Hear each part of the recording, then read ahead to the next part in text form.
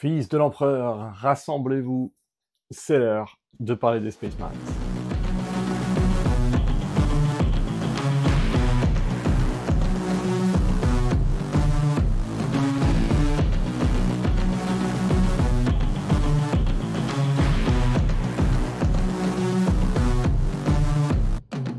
Mes très chers pirates, une nouvelle fois, bonjour à vous et bienvenue. Aujourd'hui, on va parler donc de la Combat Patrol Space Marines. On va enfin s'attaquer à la deuxième faction mise en avant par la boîte Léviathan à la sortie de cette V10. Et donc, on va s'attarder donc sur le format Combat Patrol. Comme la dernière fois, on va regarder à nouveau, dans un premier temps, qu'est-ce qu'il y a dedans, quelles sont les règles des Space Marines, les optimisations, les objectifs secondaires, les stratagèmes, et enfin, qu'est-ce qu'il y a dedans, avant de conclure avec quelques chiffres clés qu'on pourra cette fois-ci comparer à ce qu'on a fait avec la première Combat Patrol, c'est-à-dire celle des Tyrannides, où vous aurez sûrement le lien quelque part, ou du moins la playlist dans la description. Il y a des choses à dire, parce que là, ça y est, on est de retour sur quelque chose d'assez emblématique sur les Space Marines, c'est-à-dire que là, on a globalement une force qui va être assez balèze, assez tanky, du Terminator de tous les côtés, et du lance-flamme, globalement tout ce que les joueurs Space Marines apprécient. Alors, déjà, ce qu'il faut savoir, et qui est un petit peu différent par rapport à la Combat Patrol Tyrannide, c'est que là, on n'a pas un personnage, mais bel et bien deux Terminators, le capitaine Octavius, donc capitaine en armure Terminator, équipé avec un Bolter Storm et une armure relique, et l'archiviste Tantus, équipé avec le pouvoir psychique Châtiment, le Bolter Storm aussi, complètement inhérent au Terminator, et une arme de force, donc l'arme de mêlée, signature des archivistes. Ensuite de ça, vous allez avoir aussi une escouade complète de Terminator, donc 5 Terminator nouvelle génération, les nouveaux modèles. Le sergent, lui, qui est équipé avec un Bolter Storm et une arme énergétique. Un Terminator avec spécialiste avec un canon d'assaut plus gantelet énergétique. Et ensuite, 3 Terminator un peu plus standard avec Bolter Storm et gantelet énergétique. Donc déjà une grosse force de Terminator, puisque au total, c'est donc 7 figurines Terminator. Donc déjà, quand tu vois un petit peu ce que tu as là, tu sais que d'un point de vue tankiness, on va pas sur quelque chose d'anecdotique. On va sur une grosse force avec de la sauvegarde à 2+, et de l'invue à 4+, de tous les côtés. Donc déjà, ça, tu vois, ça peut faire peur. Enfin, c'est pas que ça peut faire peur, ça fait très peur. Parce que même si ça va pas forcément être hyper létal dans les premiers tours, c'est bien beau, mais toi, tu vas pas les tuer non plus. Donc on verra ça un petit peu plus en détail par la suite. Cette Combat Patrol, elle est ensuite complétée avec une escouade de 5 Infernus, donc les nouveaux Primaris lance-flammes, donc ils sont avec des pyro-éclateurs, des pistolets bolter et des armes de corps à corps. Donc une bonne solution pour interdire des lines, une bonne solution pour gérer des nuées, parce que vous vous retrouvez quand même avec 5 unités qui ont des lance-flammes, et on aime les lance-flammes, on aime vraiment les lance-flammes. Alors, on va parler rapidement des aptitudes, enfin de l'aptitude, puisque là, dans ce cas-là, on en a une seule, de la force de frappe Octavius, donc qui porte le nom du capitaine Octavius, qui est le capitaine Terminator qui dirige cette Combat Patrol. Elle a la règle Serment de l'instant. Alors, le Serment de l'instant, c'est la règle basique des Space Marines aujourd'hui, qui, en fait, va s'articuler en 2 temps. Tout d'abord, et ça, il faudra pas le louper, les loulous, parce que si vous oubliez de le déclarer, vous l'avez dans les... Pendant votre phase de commandement, vous allez désigner au sein des forces adverses une unité qui sera la cible de votre serment de l'instant. Pendant votre phase de commandement, c'est la seule chose que vous avez à faire. Par contre, pendant les phases suivantes, les phases de tir, les phases de combat, ce qui va se passer, c'est qu'à chaque fois qu'une figurine, justement, de votre armée va cibler cette unité-là, et bien évidemment qu'elle a accès à la règle de faction serment de l'instant, vous allez avoir la possibilité de relancer votre jet de touche. Donc une relance gratos, à la phase de tir, à la phase de catch, pas une seule fois par tour, c'est à chaque fois que vous allez faire une attaque contre elle, vos jets de touche pourront être relancés si, effectivement, vous attaquez la cible de votre serment de l'instant. C'est très fort, ça a été nerf, initialement on avait ça aussi à la blessure, mais c'était beaucoup trop fort. Là, c'est un peu plus équilibré de mon point de vue, mais ça reste très fort parce que statistiquement, ça fait le café. Voilà, vous allez fiabiliser vos touches, même si les Marines tapent de façon déjà assez sécurisée, que ce soit au corps à corps ou au tir, là vous allez encore augmenter votre capacité létale. Très intéressant, mieux équilibré que c'était initialement. On passe donc maintenant aux optimisations. Donc votre capitaine Octavius, votre capitaine Terminator a accès à 2 optimisations, une par défaut et une à laquelle vous pouvez souscrire à la place de la première. Celle que vous avez par défaut, c'est champion duelliste. Les armes de mêlée du porteur ont désormais les aptitudes précision et touche fatale. Donc on va commencer avec le mot-clé précision qui est intéressant. Qu'est-ce que ça fait? Ça veut dire que votre figurine, c'est le porteur, hein, si on n'est pas sur l'unité complète, c'est uniquement le porteur, donc la figurine du capitaine. Au moment où elle va résoudre ses attaques, si elle arrive à blesser une unité au sein de laquelle un personnage a été attaché, ou même plusieurs, elle pourra allouer ses blessures au personnage attaché sans prendre en compte les gardes du corps ou le chausson dans lequel elle est attachée. Et donc, le joueur adverse devra donc effectuer les sauvegardes avec la figurine du personnage attaché qui a été désigné. Ensuite, vous avez aussi le mot-clé touche fatale. Touche fatale, là, dans ce cas-là, c'est autre chose. Ça veut dire que tous les 6 naturels à la touche, pour les armes de mêlée, bien évidemment, vont blesser automatiquement l'adversaire. Vous ne faites pas de jet de blessure. Les jets de sauvegarde sont toujours tentés, mais vous n'avez pas besoin de jeter vos tests de blessure. Vos jets de blessure, vous n'avez pas besoin de les faire. Récapitulons. Ça veut dire que, grâce à celle-ci, vous touchez sur un 6, vous ne faites pas de jet de blessure, et si quand même vous allez plus loin, et que vous réussissez à blesser, vous pouvez choisir d'allouer ces blessures-là à quelqu'un en particulier. C'est très fort, ça va vous permettre d'aller sniper au corps à corps, je dis sniper, mais sniper au corps à corps, d'aller désigner au corps à corps le petit personnage qui est attaché, qui va filer des bonus à l'unité, et donc de diminuer un petit peu l'efficacité de votre adversaire, parce que vous allez l'empêcher de synergiser avec certaines règles secondaires, et ça, c'est très intéressant pour amoindrir un danger, pour un petit peu asseoir votre autorité, votre contrôle de table. L'optimisation optionnelle suivante, qui est la détermination assermentée, c'est dans ce cas-là, cette fois-ci ce n'est pas que sur le porteur, mais sur toute l'unité au sein de laquelle elle a été attachée, vous allez améliorer de 1 la capacité de contrôle d'objectif de l'unité du porteur. Alors vous allez le voir, ça va être un des sujets en fait qu'on va aborder un peu plus tard lorsqu'on va regarder sur les datasheets, mais votre capitaine et votre archiviste ont la capacité leader, et donc peuvent être attachés à l'unité de Terminator. La question que tout joueur va se poser forcément, c'est est-ce que j'attache mon archiviste ou est-ce que j'attache mon capitaine? Typiquement, en fonction de ce que vous allez répondre à ça, ça va induire le choix de ces options-là.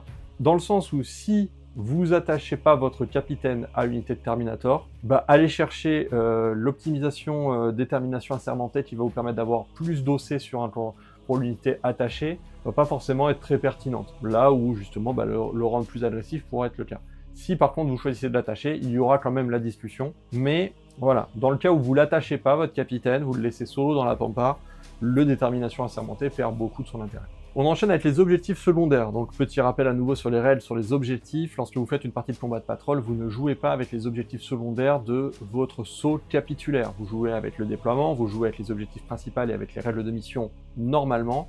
Mais pour la partie objectif secondaire, vous devez les sélectionner dans votre index combat de patrouille. Par défaut, donc c'est colère de l'empereur. Vous allez à la fin de chaque phase marquer 2 points de victoire si votre figurine capitaine a détruit une ou plusieurs figurines ennemies à cette phase. Donc vous allez pouvoir marquer 2 à la fin de votre phase de tir, 2 à la fin de votre phase de combat, 2 à la phase de combat adverse, ce qui veut dire que maximum, si tout se passe bien, vous allez pouvoir marquer jusqu'à 6 points de victoire par round grâce à cet objectif secondaire. L'autre, c'est le tactique de choc. À la fin de chaque tour de joueur, vous marquez 5 points de victoire si vous contrôlez un ou plusieurs pions d'objectifs que votre adversaire contrôlait au début du tour. Donc là, en gros, ça veut dire si vous avez réussi à faire switch le contrôle d'un objectif, soit vous l'avez dégagé de l'objectif, soit vous êtes en contestation avec lui, mais vous avez plus d'OC que lui, dans ce cas-là, vous allez marquer des points de victoire. C'est bien, c'est cool, parce que ça va vous obliger de jouer agressif, mais le problème, c'est que si l'objectif n'était pas contesté, qui était libre, vous marquez pas de points.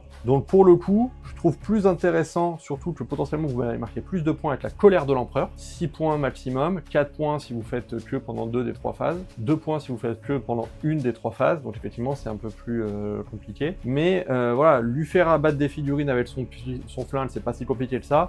Au corps à corps, vous allez voir qu'il meule, Donc pour les deux autres phases, c'est assez sécurisant. Pour moi, c'est facile, ça peut être plus facile, justement, si votre capitaine marque 2 points de victoire, et surtout, à contrario de ce qu'on avait avec le primat tyrannide, c'est que là, le capitaine en armure Terminator, vous pouvez l'envoyer au turbin, en fait. Parce que lui, il va tanker. Il a une 2+, il a une 4+1 vue, il va tanker. Donc je trouve justement pour cette-ci, aller chercher l'objectif secondaire par défaut, colère de l'empereur, plus intéressant et plus sécurisant d'un point de vue marquage que le second, où vous allez être conditionné par attaquer les objectifs qui sont déjà contrôlés par votre adversaire, donc potentiellement lui avoir permis de marquer des points, et surtout obligé de lui courir après pendant toute la map et donc perdre du temps. Je préfère largement le premier, qui, quoi qu'il arrive, sera plus facile à réaliser.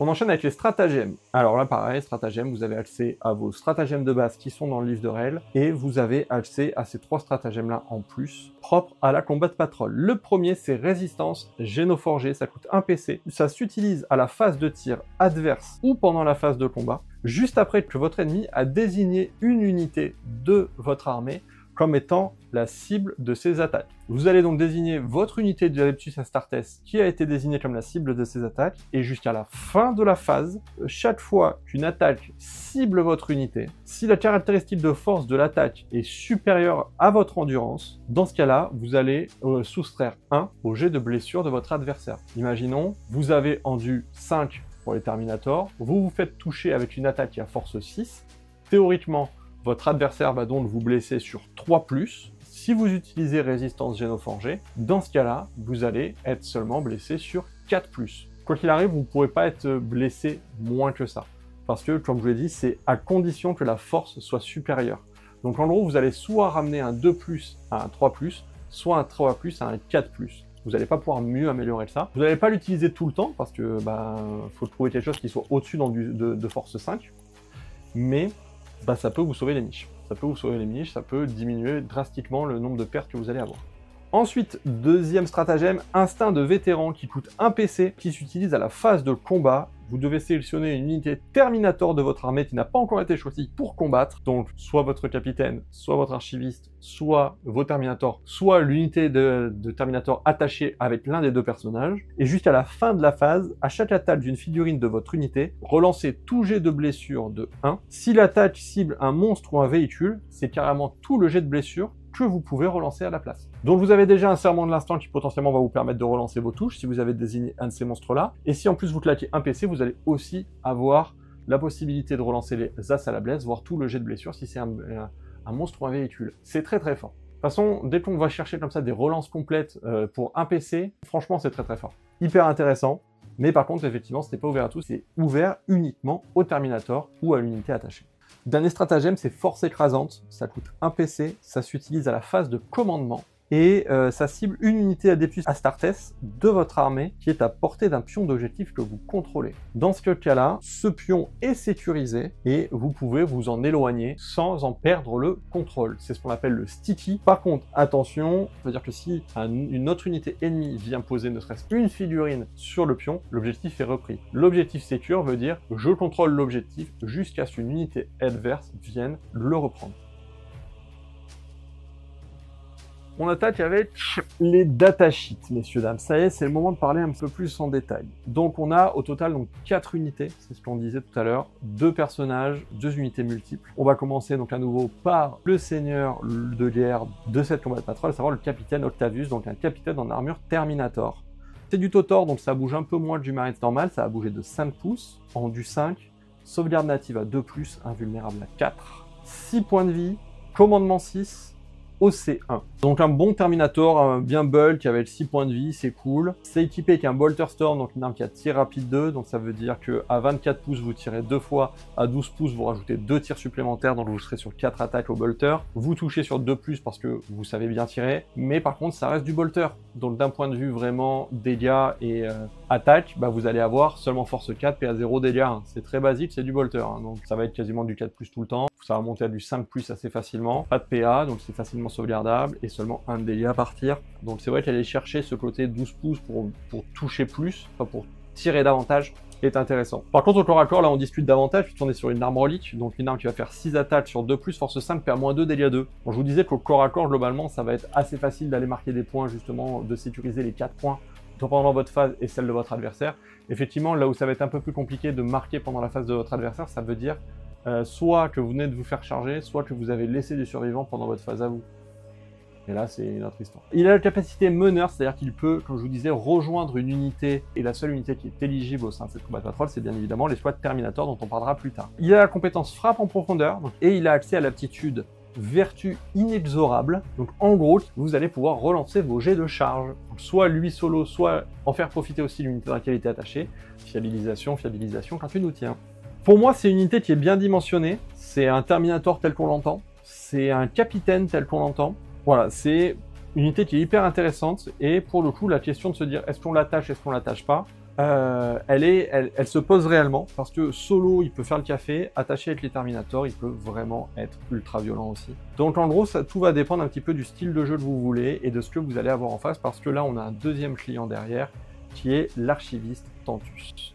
Ouais, donc l'archiviste Tantus, deuxième personnage de cette combat de patrol, un archiviste en armure Terminator, pareil, ça bouge de 5 en du 5, sauvegarde à 2+, natif, 4+ invulnérable, 5 points de vie, un point de vie de moins que le capitaine, commandement 6, OC1, donc à part les points de vie, on est sur quelque chose d'assez similaire. La différence principale avec lui, c'est que pendant votre phase de tir, déjà, vous allez pouvoir attaquer 2 fois. Vous allez pouvoir tirer avec votre arme de tir, et vous allez aussi pouvoir utiliser un sort psychique qui s'appelle le châtiment, le smite, qui a 2 profils différents. Donc le Bolter Storm, pour le coup, c'est exactement le même profil d'arme que pour le capitaine Octavius, à la différence près que lui ne va pas toucher sur 2+, mais sur 3+.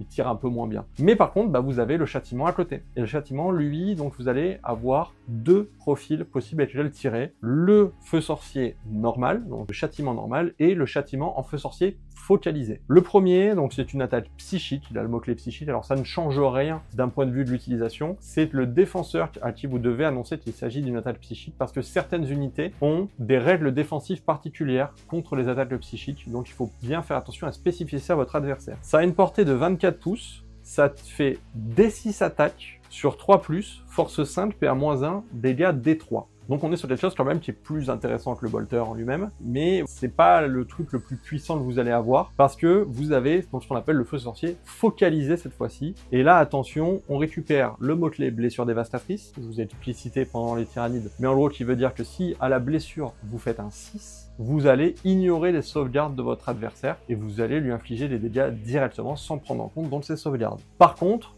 le pendant de ce truc-là, c'est que vous allez passer sur un profil à risque. Et une fois qu'on aura parlé un petit peu des profils d'attaque de ce truc-là, je reviendrai sur le mot-clé à risque. Donc le fait de l'avoir surchargé, de l'avoir focalisé, donc vous allez faire à nouveau D6 attaques sur 3+, sauf que là vous allez passer de force 5 à force 6, de PA-1 à PA-2 pour toujours D3 dégâts sur le profil. Donc en gros ça va vous permettre effectivement, si vous avez vraiment besoin de passer de la haute endurance, ou besoin de passer des armures très performantes, de venir prendre le risque de vous faire mal avec le profil à risque, mais surtout de passer ces grosses figurines, ces monstres potentiellement. On va parler rapidement de la règle à risque, Hazardous en anglais. Vous allez jeter, après avoir résolu complètement l'attaque, un dé par arme qui a tiré et qui a le mot-clé Hazardous. Sur un 1, basiquement, l'unité meurt. À l'exception des personnages, des monstres et des véhicules qui, eux, vont subir 3 BM directement. Voilà. C'est des BM, donc si vous avez un Feel No Pain, vous avez quand même le droit de tenter un Feel No Pain sur ces blessures-là. Parce que c'est les dégâts qui sont subis et qui peuvent être annulés par des Feel No Pain. C'est un petit peu hardcore, surtout que celle-ci n'a que 5 PV, donc à utiliser avec parcimonie. Au niveau de son profil d'arme de mêlée, cette fois-ci on est sur une arme de force. Vous faites 4 attaques sur 3+, force 6, PA-1, dégâts D3. Les archivistes, ils aiment bien les dégâts des 3. Pareil, hein, c'est très fort. Ça découpe des trucs, surtout 4 attaques. Là où, justement, l'archiviste Tantus, pour moi, décroche un petit peu la palme, c'est sur son aptitude qui s'appelle Voile du Temps. En gros, tant que cette figurine mène une unité, donc en petit caractère, ici, ça veut dire les squads Terminator, parce que c'est la seule unité qu'il peut rejoindre, toutes les armes dont sont équipées les figurines de l'unité ont l'aptitude touche soutenue 1. Donc celle des Terminators, mais aussi les siennes. Donc ça veut dire que si vous faites des 6 à la touche au tir ou des 6 à la touche à la mêlée, vous allez avoir un jet de blessure supplémentaire. Donc vous allez non seulement déjà taper très fort avec vos armes et vos sorts psychiques par exemple, mais en plus de ça, vous avez la possibilité de générer des blessures supplémentaires, et ça c'est très fort. C'est pour ça que de ce que j'ai beaucoup vu, on se retrouve le plus souvent avec l'archiviste Tantus, qui va être attaché à l'escouade de Terminator. Par contre, il y a une petite chose qu'il faut comprendre, c'est que lorsque vous prenez un personnage et que vous l'attachez à une unité, sauf mention contraire, les mots-clés du personnage sont aussi attachés aux mots-clés de l'unité qui l'a rejoint. Dans ce cas-là, ici, Tantus est un Psyker. Si vous l'attachez à l'unité de Terminator, l'entièreté de l'unité justement de Terminator récupère le mot-clé Psyker. Et pour le petit rappel, le Psychophage, lui, avait un anti-Psyker 4+.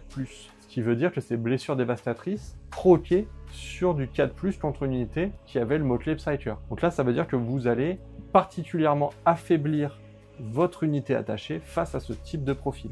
Donc, ça peut être intéressant justement d'affiner la façon dont vous allez déclarer vos formations en fonction de ce que vous avez en face. Si vous avez quelqu'un qui a pas mal d'unités ou au moins une grosse unité un petit peu emmerdante qui a le mot-clé anti-Psyker, bah, typiquement pour cette partie-là, vous allez plutôt attacher le capitaine Octavius à l'escouade Terminator et laisser l'archiviste un petit peu en électron libre. Parce que prendre le risque de perdre tous ces Terminators juste parce que on n'a pas fait gaffe au wording adverse, ça peut être un petit peu emmerdant. Voilà, et après, basiquement, frappe en profondeur, meneur, mais globalement, tous les Terminators, de toute façon, de base, ont frappe en profondeur. Bonne unité de fiabilisation. Maintenant, on va en venir aux petits Marines.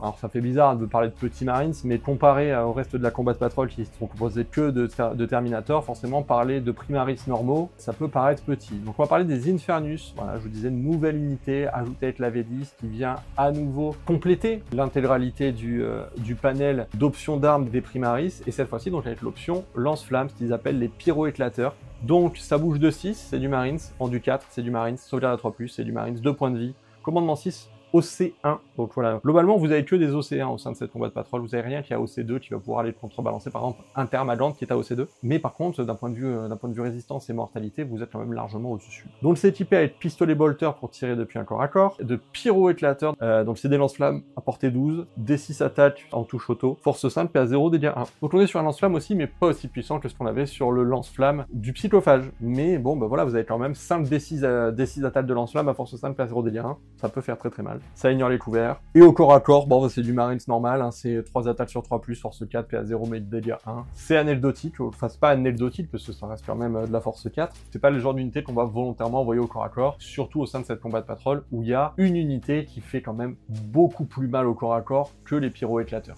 Donc on va en parler, hein. Mais voilà. Hein. Et l'escouade Terminator, donc la réelle unité centrale de cette Combat Patrol, donc c'est pour ça que c'est la seule unité qui peut être attachée avec les deux personnages. On est sur un groupe de 5 Terminators qui vont bouger de 5, en du 5, sauvegarde à 2+, en du à 4+, 3 PV par bonhomme, commandement 6, OC1. Et même si ça a que du Bolter Storm, en gros, ça va pas mourir et ça va saturer comme jaja. Donc vous en avez un qui est équipé avec un canon d'assaut, qui a blessure dévastatrice, donc les 6 à la blessure vont annuler les sauvegardes. Faites 6 attaques avec celui sur 3+, force 6, PA 0, dégâts 1. Il n'y a pas de PA, mais vous en foutez, vous avez blessure dévastatrice. Et quoi qu'il arrive, c'est de la force 6, donc vous allez beaucoup blesser. Vous allez faire entre 3 et 4 blessures. Ça nettoie bien, voilà, ça nettoie bien les masses. Et ensuite, vous en avez donc 4 qui, eux, sont avec Bolter Storm, tir rapide 2, 24 pouces, 2 tirs, donc 4 tirs à 12 pouces, 3+, force 4, PA 0, dégâts 1. C'est pas dinguissime au tir, mais ça va commencer à nettoyer les premières lignes. Donc leur profil de tir, ils sont pas là pour ça déjà de base.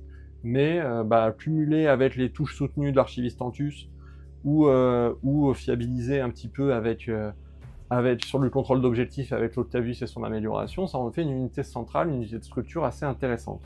Là où par contre ça va meuler des faces par paquet de 12, c'est au moment où vous arrivez sur la partie arme de mêlée. Donc vous en avez 4 qui sont avec des gantelets énergétiques, un qui est avec une arme énergétique. Donc les gantelets, c'est 3 attaques par bonhomme sur 3+, force 8, PA-2, dégâts 2. Ça fait très mal. Si vous le jouez avec Tantus, bah, ça veut dire que ces 3 attaques, elles vont avoir touche soutenue 1, donc ça monte très vite. Et force 8, PA-2, dégâts 2, si on appelle ça des moufles, c'est parce que globalement, ça vous permet de sortir les trucs du four sans trop besoin de problème. Et ensuite, vous avez le sergent, lui, qui est avec son arme énergétique, donc lui, c'est 4 attaques sur 3+, peut-être un peu plus, mais il tape un peu moins fort, parce que lui, on est sur du 3+, force 5, PA-2, et seulement dégâts 1. Globalement, ça fait quand même le café, hein. Ça fait quand même largement le café, même si ça peut paraître un peu moins intéressant que les gantelets énergétiques. Et par contre, là, ce qui est intéressant, c'est que eux, ils ont accès à une règle qui s'appelle colère de l'élite. Si vous ciblez avec cette unité-là votre cible du serment de l'instant, que ça soit au tir ou au corps à corps, vous allez donc améliorer votre capacité à toucher.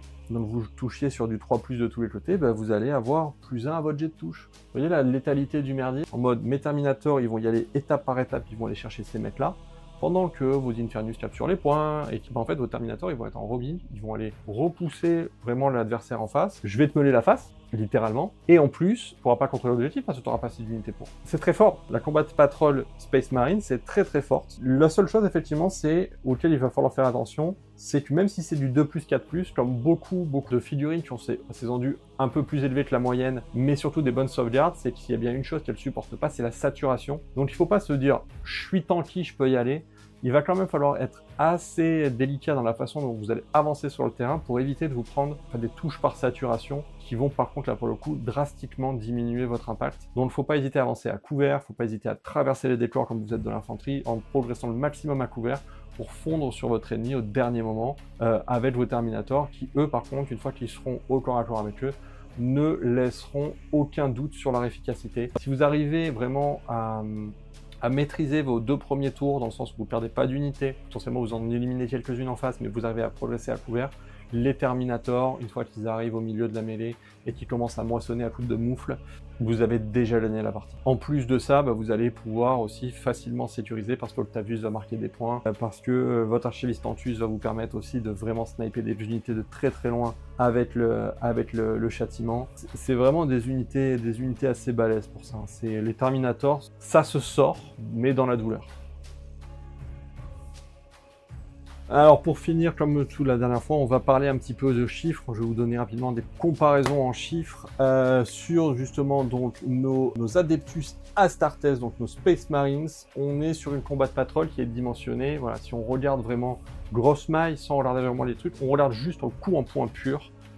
On est sur une Combat Patrol qui est autour de 480 points. Déjà, il y a beaucoup moins d'unités. On est sur seulement 12 figurines, donc 2 packs de 5 plus 2. Par contre, pareil, qui dit beaucoup moins d'unités, dit beaucoup moins de PV. On est sur seulement 36 points de vie sur cette Combat Patrol là. Par contre, la sauvegarde d'armure moyenne de cette Combat Patrol, sans compter les invulnérables, on est à 2,4. Vous voyez la différence de Torquiness, on est à 4,6 d'un côté, 2,4 sur celle-là, on a quelque chose qui va beaucoup mieux éponger les balles. Donc même si vous avez moins de points de vie, statistiquement, vous allez beaucoup moins en perdre. Et à côté de ça, vous rajoutez effectivement au niveau des invulnérables, vous avez 7 Terminators, donc 7 invulnérables à 4+, ce qui vous permet encore d'éponger davantage, même si vous chopez un peu de PA. C'est très fort, c'est tanky, t'as pas un immense contrôle de table, c'est vraiment pour moi le seul point négatif que vous allez avoir, c'est pas de contrôle de table. L'objectif secured, il est uniquement disponible pour les Terminators, donc en gros les Terminators vont être en roaming et vont justement aller chercher les objectifs sur la table et les sécuriser avant de partir. C'est juste que contre les nuées et la saturation, ça va être compliqué à gérer initialement, il va pas falloir vous faire déborder sur les premiers tours. Mais si vous arrivez à dégrossir légèrement pendant les premiers tours et que vous ne tombez pas dans le piège de la saturation, vous avez remporté la partie d'LT3. Voilà mes pirates. J'espère en tout cas qu'une nouvelle fois ce format vous a plu. Prochaine Combat Patrol qu'on voit, ça sera les Necrons. On va regarder ça, surtout que c'est une nouvelle. Elle a été refaite avec la sortie de la V10. On a une nouvelle unité dedans, donc le petit poteau Necron. Vous n'hésitez pas, comme d'habitude, on est en live tous les jours à 18 h et le dimanche à 13 h sur Twitch. Vous avez tous les liens dans la description. N'hésitez pas à partager cette vidéo, à mettre un petit message en commentaire pour faire travailler l'algorithme et pour me dire un petit peu ce que vous voulez qu'on améliore sur les prochaines itérations de ce format. Moi, je vous souhaite une excellente journée. C'était votre amiral Crazy Red pour vous servir. Bonne journée à tous les pirates. Ciao, ciao.